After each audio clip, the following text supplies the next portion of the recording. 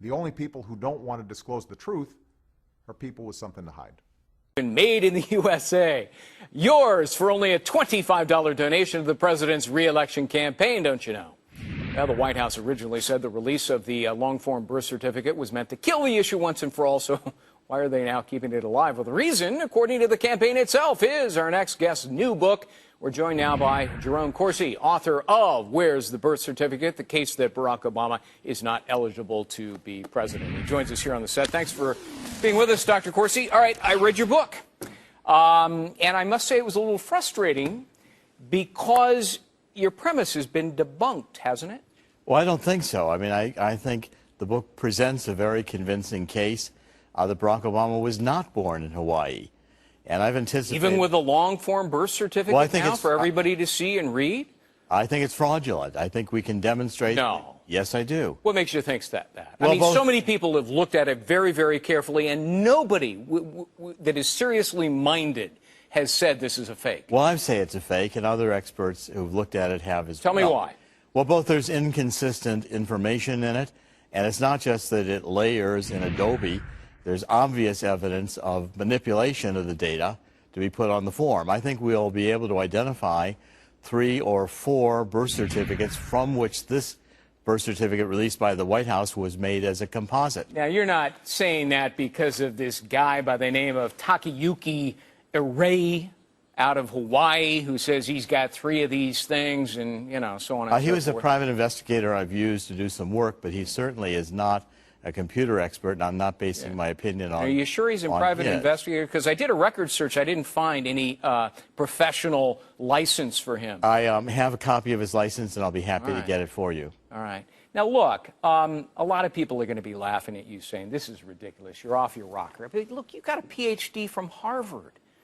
Well, Greg, I'm an investigative reporter. I've written many books, including co-authoring with John O'Neill the Swiftboat book, Unfit for Command. I'm used to being ridiculed. Certainly people who don't like what I'm writing and don't want the American people to read it.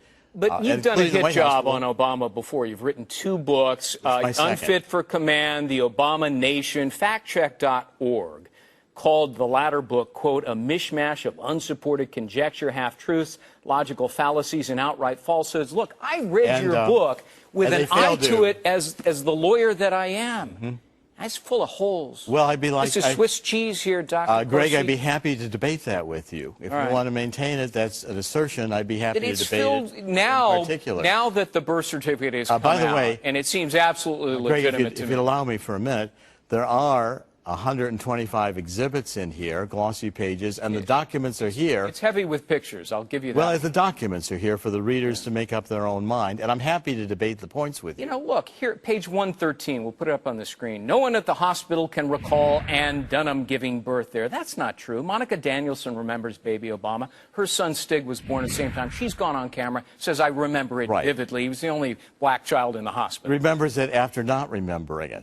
All right, what about this one, page 102? There are remarkably few personal testimonies of witnesses who observed Obama Sr. and Dunham in Hawaii together at any time. That's not true. Did you go over to the University of Hawaii and talk to their faculty advisor, Alice Dewey, University of Hawaii? She said, are you kidding me? She was here. We celebrated the birth. Well, in fact, Ann Dunham, 3 weeks after the baby was born, was in Seattle, Washington, where she was registered for courses. I've got the transcripts. The courses were night courses at the university. I've got the apartment she rented. I've interviewed the babysitter. So anyone saying that they knew Ann Dunham while Barack Obama was attending the University of Hawaii after the baby was born had to fly to Seattle to see Ann Dunham. Here's another one. Page 113. Who delivered baby Barack Obama after more than 2 years of asking this question? No one has answered it with documentary proof. We know that now. Dr. David Sinclair, deceased in 2003.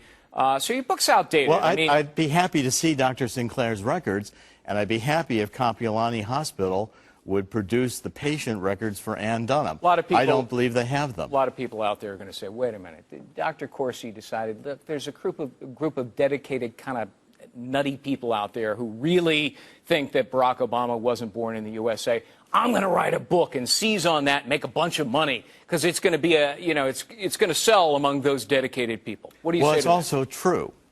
And I'm happy to debate the points and to argue the points that are in the book and to maintain that what I have written has full substantiation. I got to be honest with you. I'm absolutely unconvinced having read your book. Just doesn't make sense. No sense. You know, that's fine, but you have not really, except for these few points, debated it. I'll be happy to debate them all with you point by point. Take about an hour, and I'm afraid we don't have time. Well, Doctor, we can do it people can privately. read the book, and this is what you want. You People want to can sell books, don't let you? people make up. Well, of course I want And to the sell. White House is helping you And by the today. way, Greg, I don't see there's anything wrong with selling books. Right. Not at all.